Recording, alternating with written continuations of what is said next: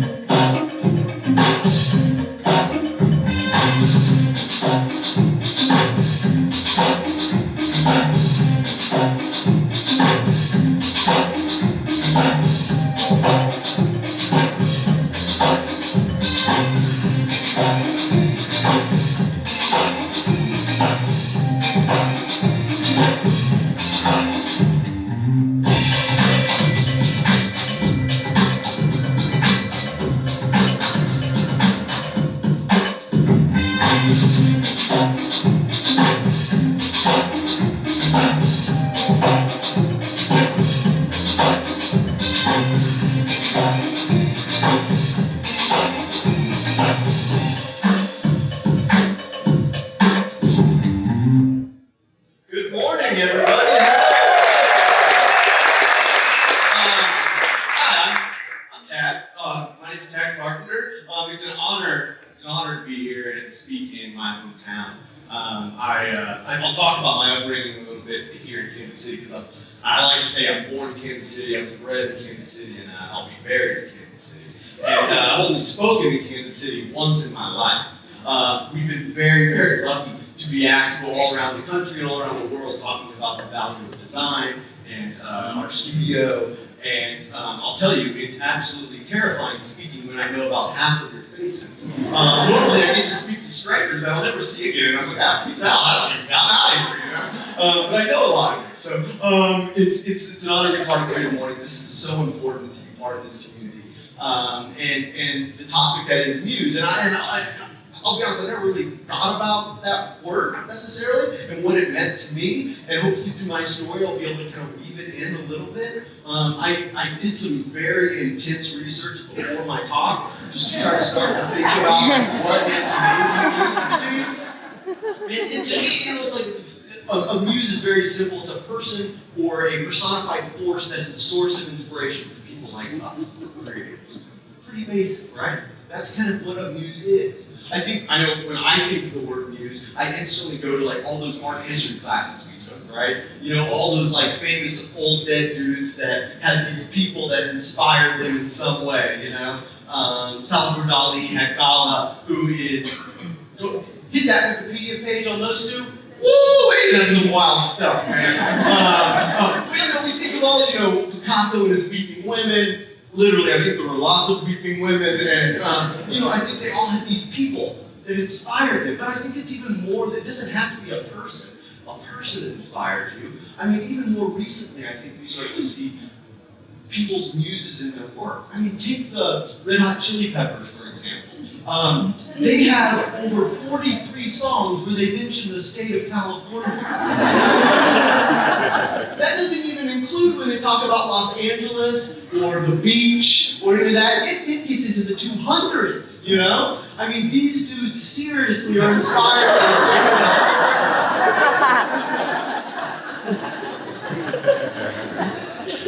My point is, I never thought about this before.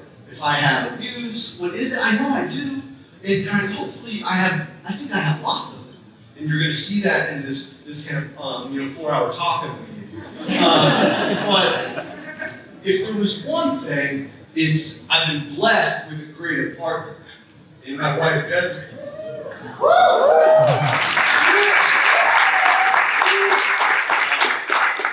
I mentioned Salvador Dali and his wife, and there was a point in his career where Salvador Dali started signing everything he ever did with her name also.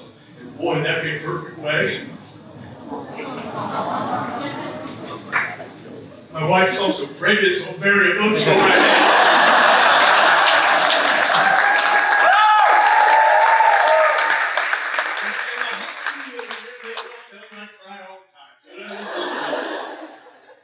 But everything good in my life was a result of my wife.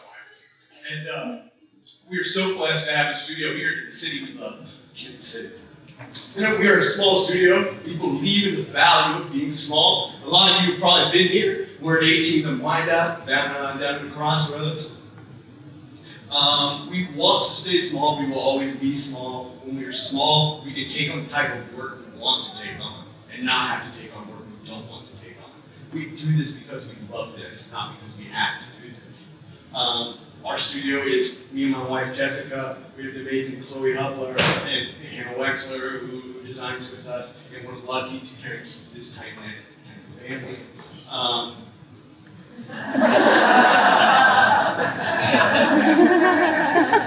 Jeff knows a few things. But the bottom line, the backbone of our studio is that we all love to make. And I know I love to make. All of you love to make.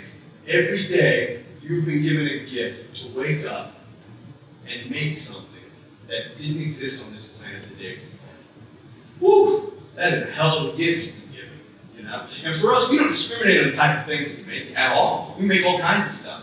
We do lots of murals and installations. This is just our office. This is some murals and installations we did at PlexPod, which is a co-working space not too far from here.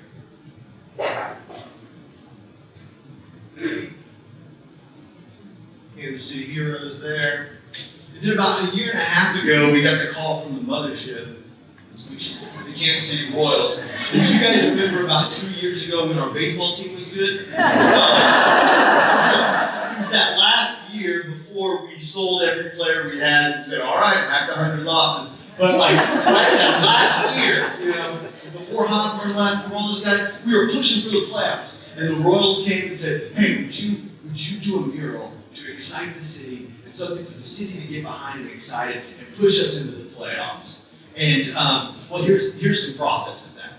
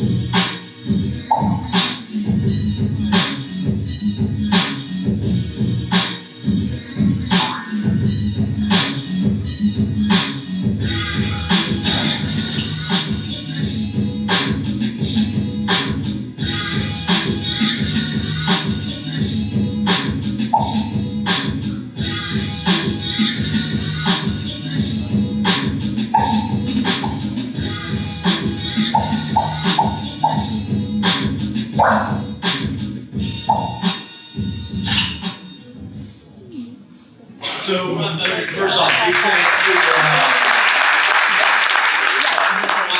my friend for many, many years, Chef Over. He's sitting right over here.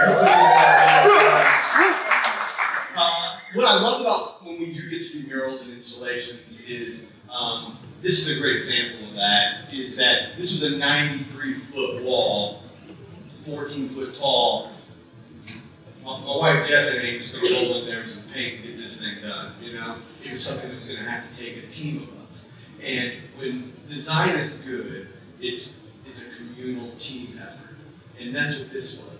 We called my mom and dad. My mom and dad were in that video helping us paint this wall. My in-laws were in there helping us paint that wall. Our whole team came out and helped us paint that wall. My good friend Dennis Bauman and his team of Midtown Signs, who I've worked with for 15 years, came out and helped us paint this wall. And it's something that we now get to drive by all the time and see and remember that a group of friends and family got to install this thing because they loved it and they wanted to. It was fun. We had a fun weekend. We got sun and drank beers and just painted the wall. Like, that was so great, you know? We do lots of food packaging. Work from Sonic we did, pasta packaging, tortilla packaging, a project we haven't shared yet, but we've been rebranding a coffee company out of Oregon, doing more food packaging for them. We rebranded PT's Coffee, which is a coffee roaster out of Topeka and is also here in Kansas City. We do lots of rebrands and doing brand identity work really is the backbone of everything we do. And in doing so, we do a ton of restaurant design. There's a restaurant we designed called Brass Onion, a burger joint in Atlanta called Yeah Burger, Yummo. Those of you that have been to Boulevard Brewery and their Tours and Rec building, We have at this point designed almost every floor of the Tours and Rec building in Sumner Garden. If you've been there, the first floor is the experience space that tells the story of Boulevard and how lucky we are to have Boulevard in our community. And it tells you not just the history of Boulevard, but the history of beer down there, from caveman puddle beer all the way up until our forefathers. And we got to really think about experience and how people are going to interact and engage with our work throughout that space. The second floor of the Tours and Rec building on Boulevard, we branded the beer hall on that second floor. And then just a couple months ago, Boulevard said, hey, that's not enough. Let's turn the top floor into another bar. And we recently have rebranded that top floor into the Boulevard Rec Deck. And that is something we haven't shared this yet either, but it is amazing that it is a shuffleboard bar. And we got to design all the applications and got to design the shuffleboard courts. Very good form clothing. But we design a lot of brand identities, and that really is what we love to make. You saw in the little video, tons of posters. I've designed lots of book jackets over the years. They're very exciting, and every once in a while, one of your book jackets becomes a New York Times bestseller. And then one of your book jackets, it gets picked up to be a motion picture. No, it's not that exciting. Because then your book jacket gets replaced. All these people's faces. Thanks a lot, Hollywood. I've done a ton of work in the publishing industry. I've written and illustrated a couple dozen books in the market, books about underwear, books about ninjas, books about Halloween, books about robots, about growing up, about teaching kids, not just about color, about banjo colors. Most recently, we had the unbelievable privilege to create the visual identity for the Macy's Thanksgiving Day Parade.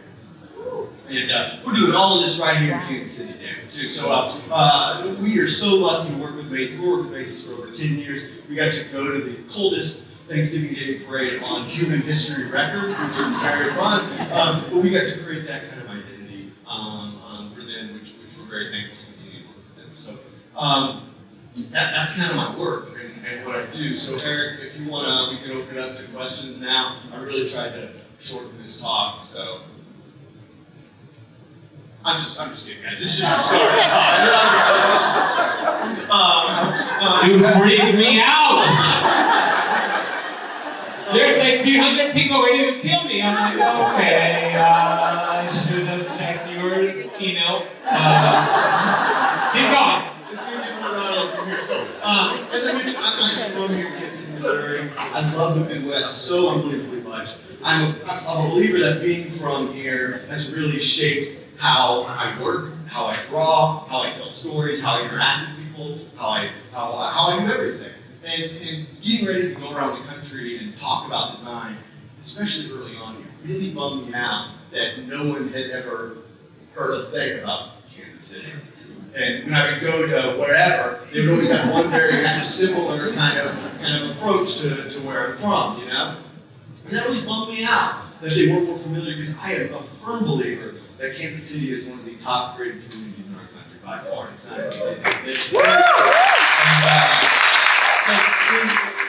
I would come back from some speaking events and things, and I remember talking to my wife about it and being bummed out by this, and said I wish we had more places to tell the stories of all the people in Kansas City that are doing such inspiring things. So about 5 or 6 years ago, my wife and I created something called Made in the Middle, and it very much became a platform to tell the stories of people that I admire that do all types of cool work in creative fields, from photographers to fashion designers, to illustrators, designers, chefs, architects, you name it. And a lot of you are here, I see a lot of you in the audience. And it then was a natural progression to then become a design conference focusing on designers and creatives from the Midwest and celebrating the Midwest and all the designers that are coming out of this arena. And so that's something that we've been doing now for several years and we continue to do. And thank all of you guys that come out to it. And it will be back in 2020 for another conference. And we're very excited.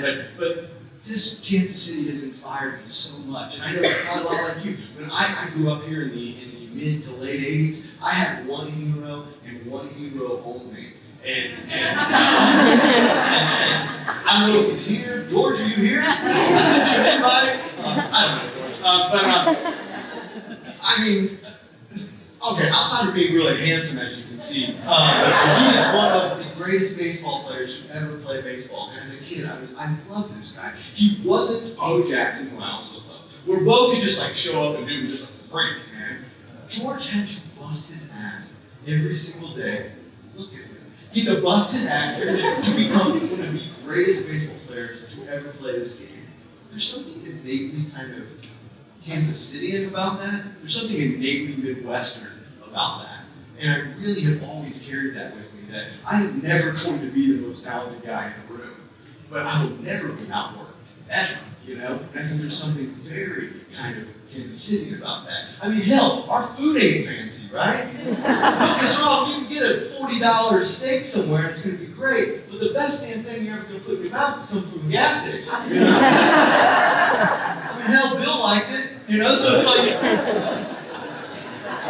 I think as Kansas Cityans, we understand that we aren't showy, we act kind, and we understand that talent is never enough.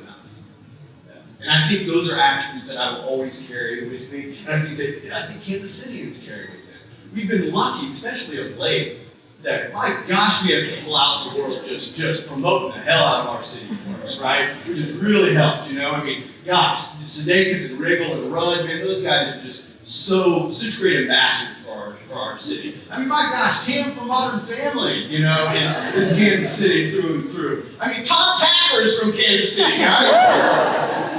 This bozo's from Kansas City. But more importantly, the people that I am so thankful for that paved such a huge road for us are some of the biggest creative giants in the world. You know, people like John Stewart Curry and Robert Rauschenberg attended the Art Institute just right down the street. You know, Kate Spade sold her first handbag on the plaza. Charlie Parker started his career here in Kansas City. One of my favorite painters of all time, Tom Sargent. You can still visit his studio in the city. If you have not been, you better go this Saturday. Right down the street, you can go look at his studio and his house. And then the man, the myth, the legend himself, we all know the stories.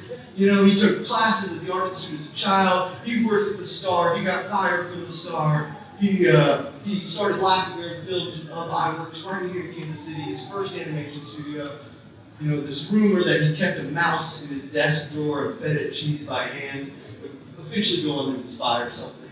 And so, but the one man that I think we are all so thankful for really making Kansas City such an elite creative community is this guy, J.C. Hall. You know, I know this is also being broadcast online all over the world too, so everyone in this room knows who he is. I mean, we've got half of y'all work for Hallmark. But J.C. over 100 years ago starting Hallmark greeting cards, what that did for this city was make it a creative landing. JC and the Hall family have done so much for the city. And they go out and then hire creatives from all over the world, probably sometimes reluctantly, to move to Kansas City and start their lives. But guess what? Then they get here and they're like, shit, I like this place, man. This is amazing, you know? I mean, JC got to work with some of the greatest minds of all time. Was friends with people like Churchill, hired Rockwell to do artwork. I mean, at one point, this is a callback, homeboy hired Salvador Dali to do some work for him. Because who doesn't need a melting Santa card? Or a dead butterfly tree? You can't give the very best. No surprise, these never made it to market. I think what it was is they just ended up in the Hall family house. And they, we're not going to sell those. But I've never worked for Hallmark a day in my life. But what I'm so thankful for, in 1975, the Hallmark family hired this strapping man named Steve Carpenter, which is my father.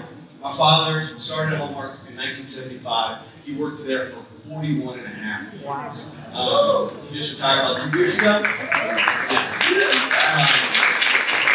He is by far my biggest creative hero on this planet. He is an amazing artist. He's illustrated dozens upon dozens upon dozens of books and millions of amazing opportunities in the world world of design and illustration, and a lot of because of Hallmark cards. This is what all you look like this early morning. One of my favorite books my dad illustrated, which is Billy Goat's Gruff. He had a nationally syndicated comic strip at one point called Haywire Ribbons. That was with King Features, the people that do Peter Bailey and Garfield, like all these major ones. My dad got some amazing creative opportunities. I don't know why I need to point out that. That's my dad, not Kermit. But my dad being a byproduct of the 1950s, my dad's heroes very quickly started to become my heroes.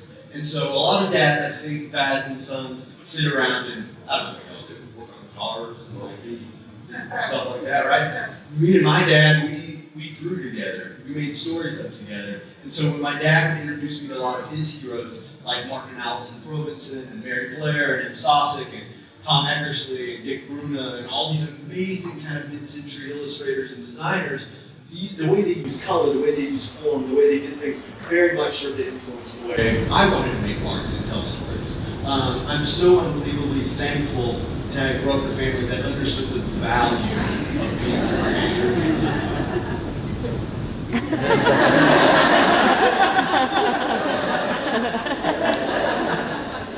My first real experience with art and commerce came when I was in 3rd grade.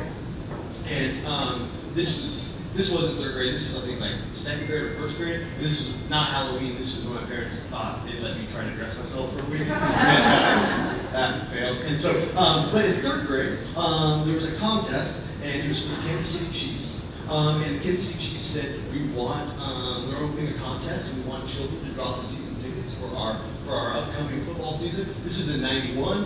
I don't know if anybody remembers '91. Garbage. This was like pre-DeBerg, you know, so they were literally giving away season tickets to children. So,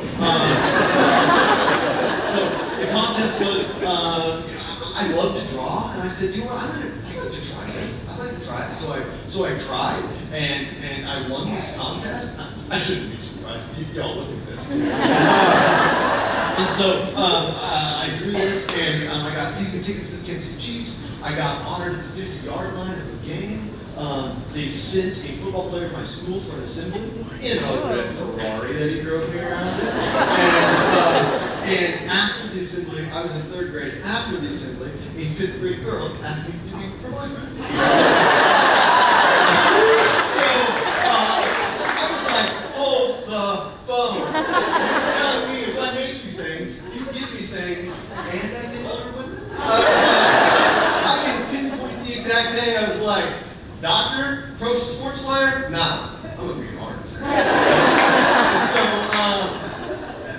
and it's come full circle. Just a couple of weeks ago, I got a call from the Kansas City Chiefs, and they said, we would like you to design a poster to commemorate our home opener for the 2019 season, which is our 60th anniversary of the Kansas City Chiefs. So, if anybody's going to the game Sunday, you can pick these up at the Airline Pro Shop. All proceeds go to I think it's the Hunt Family Foundation. But it's so cool to see how this has come kind of from me in 1991 in 3rd grade to Sunday, and I'll be at the game on Sunday screaming my voice out. But it's around this time that I really became interested in creativity and design, and I was a slightly rambunctious child, and sometimes my parents didn't know what to do with me. Class was, school was canceled, or there was a snow day, or whatever. So I actually found myself at Hallmark cards quite a bit. Don't tell the Hall family, it's probably illegal, that they would just put me in a conference room sometimes and hope I didn't burn the place down. But sometimes they didn't know what to do with me, and I would go to work with my dad for some reason. And in doing so, I met one of my dad's best friends. One of my dad's best friends was a gentleman named Gordon McKenzie. And Gordon McKenzie was one of the most, as a child, I recognized that this dude was super cool, man. Like, he wasn't like other adults. He wanted to draw and make sculptures together and paint. And I was always like, Dad, I totally see why you're friends with this dude. This dude is so cool, And I would start to ask if we could go over to Gordon's house. We see at the school workshop at his house. And Gordon's role at Hallmark was literally, his title was Creative Paradox.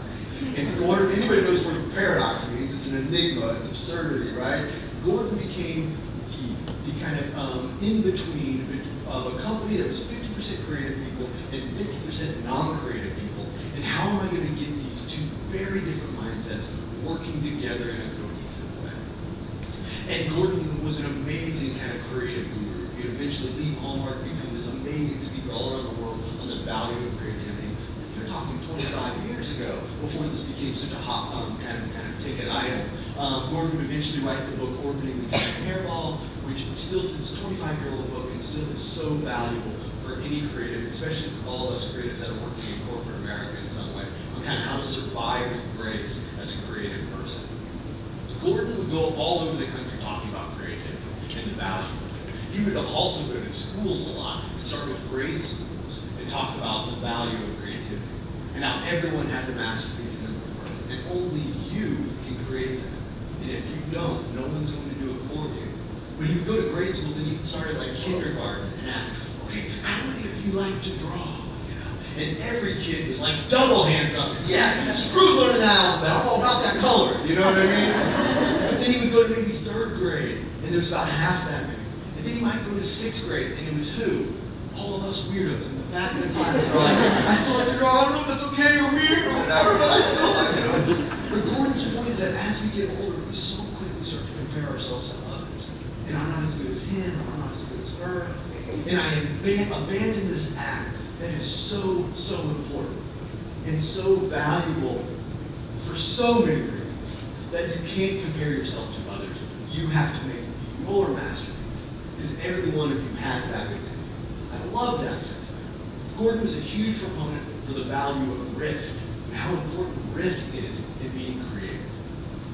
My gosh, every one of you have taken enormous risks. Right, first off, you came today, I'm sorry.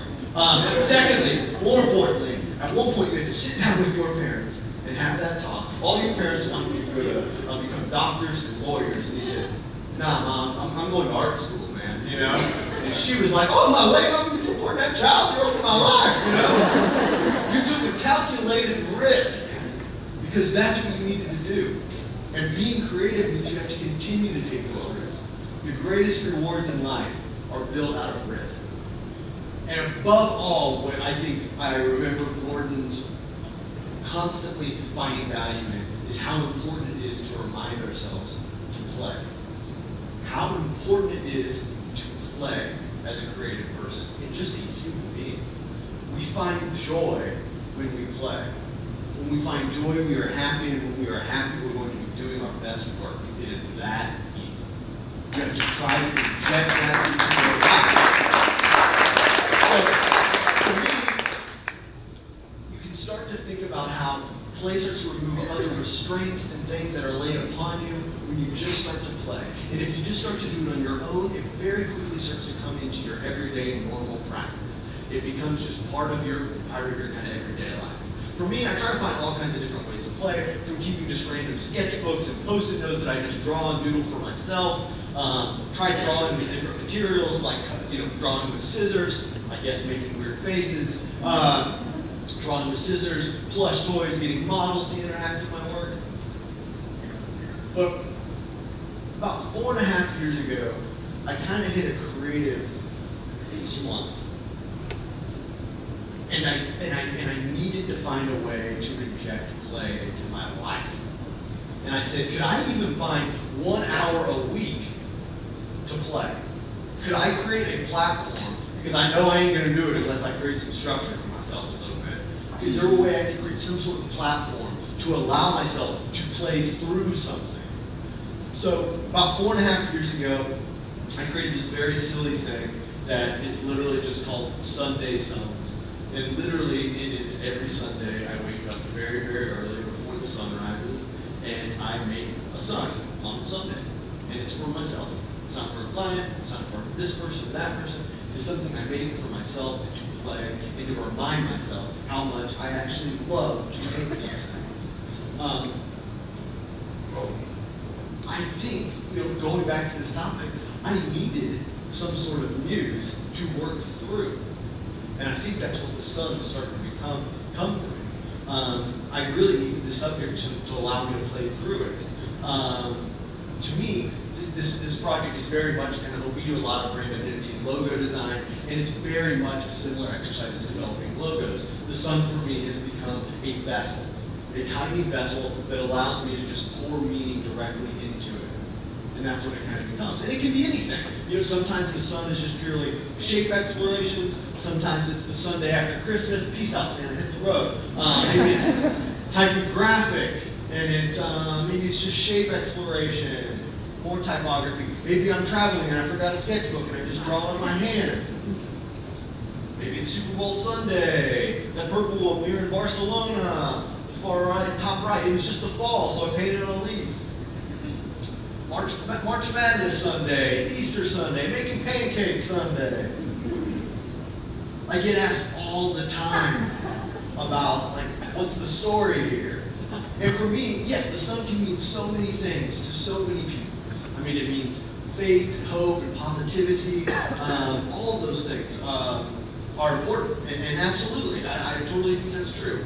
But it started with me because I needed to connect with who I was as a creative in some way. And I was in a funk, and I was questioning my ability to even continue to do this, and why was I doing this? And also, to be totally honest, I needed more positivity in my life. I'm a person that experiences really high highs and very low lows. And frankly, I'm kind of a person that has depressive tendencies. And I thought if I could overload my brain with more positivity and started to think more positive, that was really going to help me. And for me personally, it has helped tremendously. Just adding a little more shine is something I think our world needs right now. And I recognize that, and I know exception of that. I would say it's also no coincidence that I really started hitting the road hard on this around 2016 when our world was very strange, you know? Sometimes I want to make a song and just thank a guy that I love very, very much. That's President Obama, that's not the guy from Breaking Bad. Maybe sometimes I just want to thank a group of people that I really, really appreciate what they're doing, or standing up for a group that I really, really think needs to be. Sometimes I just want to make a sculpture or a logo, but making these things, it makes me feel better about everything.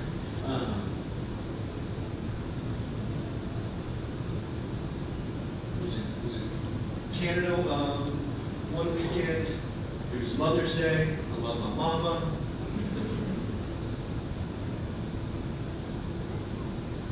It's really about making time to play. How can you find time to play in your work?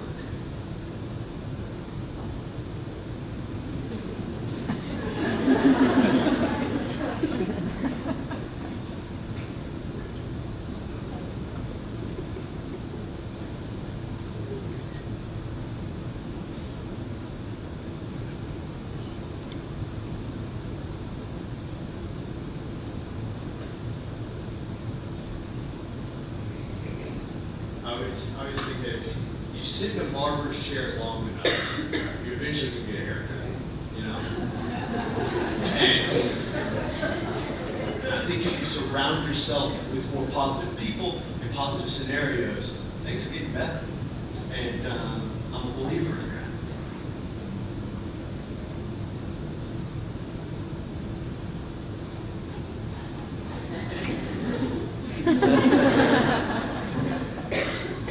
I get asked quite a bit about what sun is my favorite, and I would have to say this one.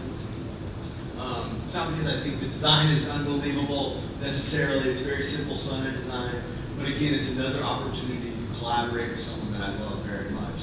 And I designed this sun, and my mother is a fiber artist, and she does rug hooking, and so she dyes her own wool, and then cuts it into these strips, and then she hooks it through canvas-like material to make these beautiful, beautiful fabric pieces. And I said, Mom, I would love to make a fabric piece with you. So these are the Pantone colors I'm using. You have to get them exactly. So I designed this sun with her, and we got to make this together. And she rug hooked this rug for me for one of my sons. And this will be something that I will hang on to for my entire life. And it was something that we got to do and share together. And I love that. And my mom will never miss an opportunity to tell you that she's a hooker.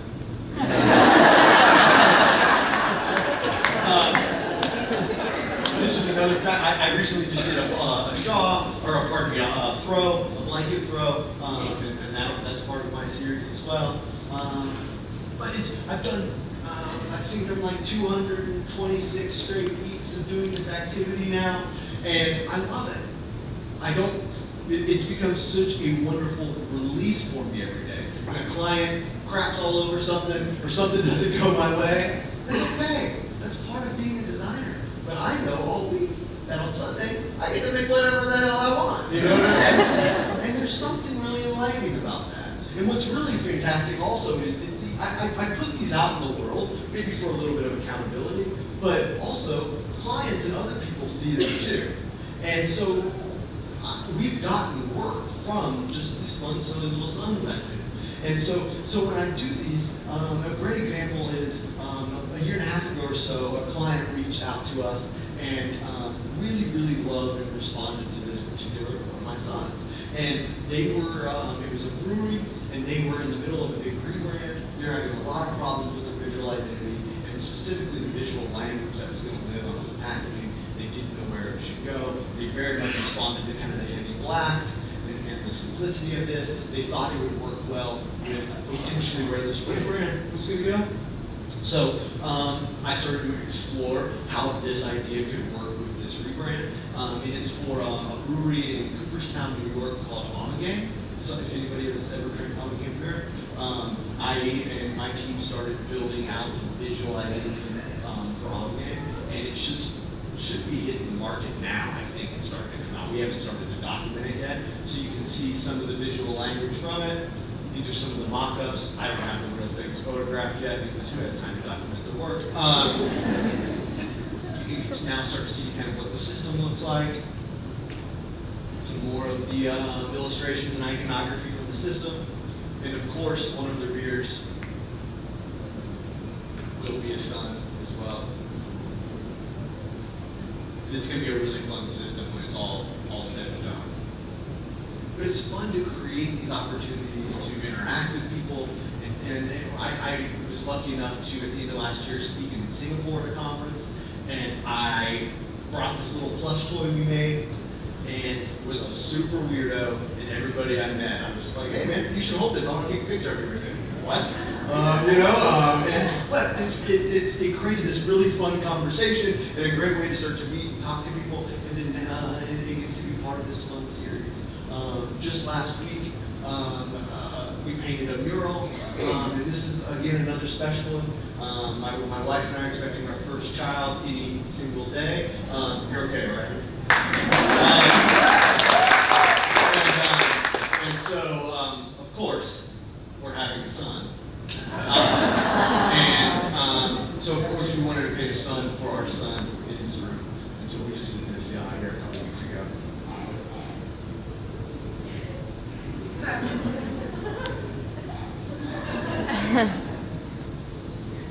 The bottom line is, and I hope you've got this throughout the talk, is that it's important to remember, that even at 2 a.m. when you're up late working and you're tired and you're exhausted, that we get to do this. We are the rare few that get to follow a passion and be creative for your entire life. That is a great gift that all of us are receiving. And I encourage you to continue down that path no matter where you're at. That's important to remember. I know it's really hard sometimes. But I would encourage you to try to figure out how do you embrace and bring play into your work. Maybe you didn't know today you were going to have to get up and dance and do the Cabbage Patch in the middle of the office, but that might be what you need to do today, you know? Like, just play a little bit more while you work. I would encourage everyone to continue to take more risks in whatever it is you're doing. The greatest rewards in life come out of risk. I think every one of you somewhere has some sort of muse that maybe some sort of passion project can be built out of. Only good things come from you making more things. You know, encourage you to do that. Exercise. This has nothing to do with design right here. And I'm like, I sit like 15 hours a day. That's awesome.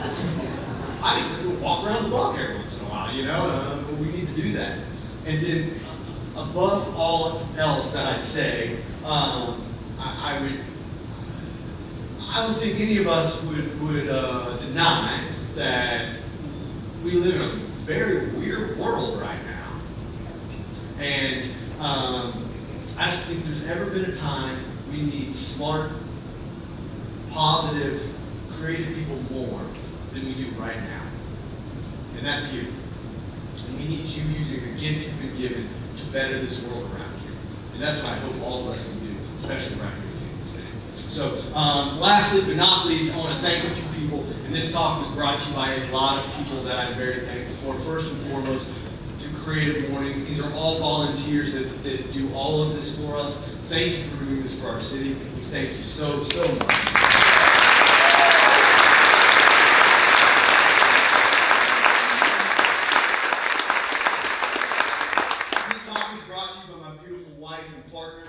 Inspiration for everything. This talk is brought to you by my hero, my dad. This talk is brought to you by my mom, who is my rock, and my cute little chubby nieces that aren't cute like that anymore. But, this talk is brought to you by the city that I love more than any city on planet Earth, Kansas City. This city is brought to you by dogs driving cars.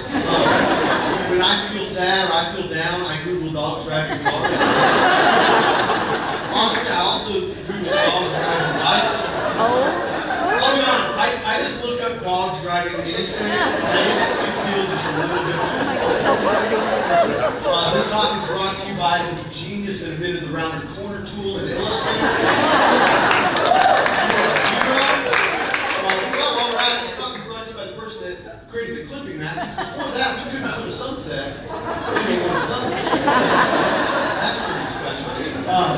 This talk is brought to you by my favorite candy bar on earth, Take 5, get some. And last but not least, this talk is brought to you by Starbucks for always getting my name right.